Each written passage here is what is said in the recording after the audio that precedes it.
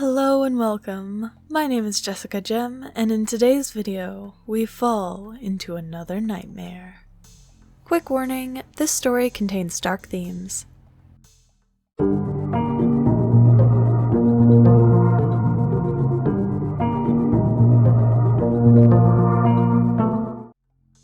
After leaving Quinn's house, we all returned to the academy to research potential ways of restoring magic, which had been unavailable for most since before we had left.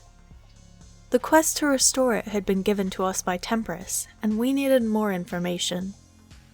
Sachi and Quinn were on rather tense terms since the upset with their dynamic, and though they still seemed to often end up in the same places, there was little conversation, and none of the banter they so greatly enjoyed in the past. One night, Sachi was up late reading since she couldn't seem to sleep, looking for the answers they seek. Kima and Quinn went searching for her, and when they found her, they both sat down opposite her and continued their research as well. As the hours go on, Kima and Quinn grow tired, but Sachi feels none of the exhaustion that she should at this point. Quinn asks if he can enter Sachi's mind, and she gives permission. He finds something unexpected there, as there appears to be two sets of thoughts. One, the voice of Sachi he knows, but the other, still familiar, the one he had not heard in a while. Sachi, but significantly younger. Quinn and Sachi both fall asleep at the table. They stood at the base of one of Illuminara Academy's towers. The area around appeared as it had looked when they were students, but was completely devoid of anyone else. While examining the tower, they heard a window shatter, and as Sachi flew up, Quinn looked at the windows she passed and saw Sachi's reflection, but different. It was the size of a child, different clothes, dark makeup. As they passed each window, it shattered. Then he realized it was a younger version of Sachi herself. When Sachi made it to the shattered window, she saw her, sitting there. Suddenly, her wings stopped working, feathers falling off and leaving nothing on her back. She managed to grab onto the ledge before she fell. The young Sachi looks down at her. "It should have been you." She waves her hand, and Sachi loses her grip. Quinn runs to catch her as she falls, slamming into him. But instead of the impact he was expecting, the bricks below him shattered into a small crater. The school warps, and looking back at the tower, they see it stretching much taller than before, with the small Sachi tiny in a distant window. The falling feathers stop in midair, then snap towards Quinn and start darting for his body. Sachi jumps in front of him and feels pain rack her mind as they pierce into her, leaving visible wounds but no blood.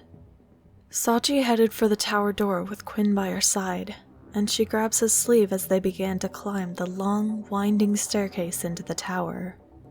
Quinn was not a very athletic person, and had a history of needing to be carried by Light or Kima whenever extended physical effort was required. He quickly grew tired, and so Sachi picked him up, earning a squawk of surprise, and continued their ascent. They climbed for hours, and as they went, they noticed the stones of the stairs and walls were slowly getting more cracked and aged. Sachi stopped for a moment by a broken stone, pulling it out of the wall. Behind it, she saw a part of Rael's face, petrified, as if she was embedded in the wall. She put the stone back and the walls vibrated, saying the phrase again in sync. They kept climbing. The cracks in the wall then spelled out the phrase, and they kept climbing. When Sachi looks at Quinn, they see the phrase covering their body, and looking into his eyes for the first time since their conversation, she sees her younger self reflected, mouthing the words.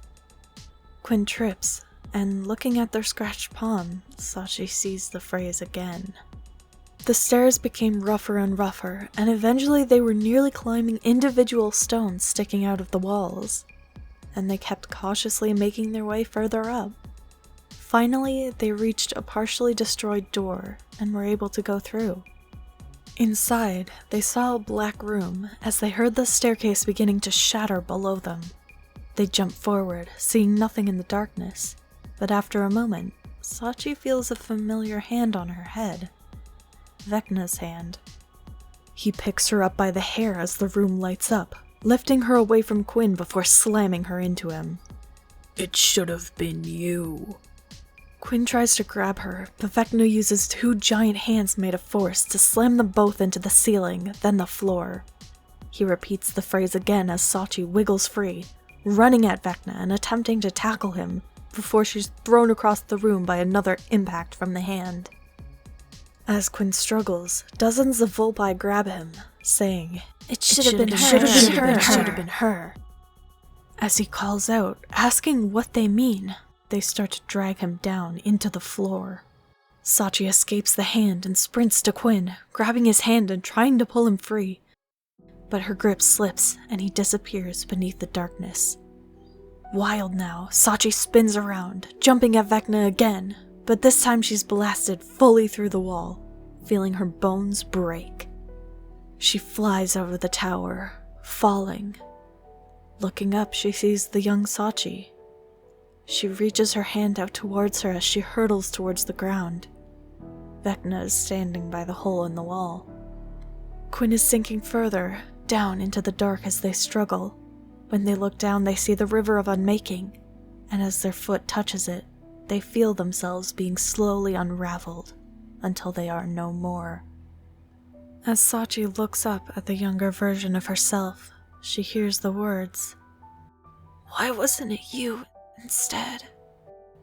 She impacts the ground and shatters.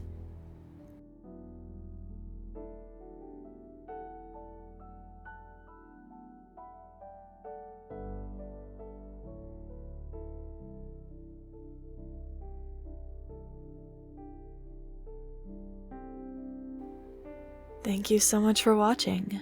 I hope you have sweet dreams. If you enjoyed this video, please grant me a like, and if you'd like to see some more of my art, subscribe to join me. That's all for now, so farewell, and have a wonderful day.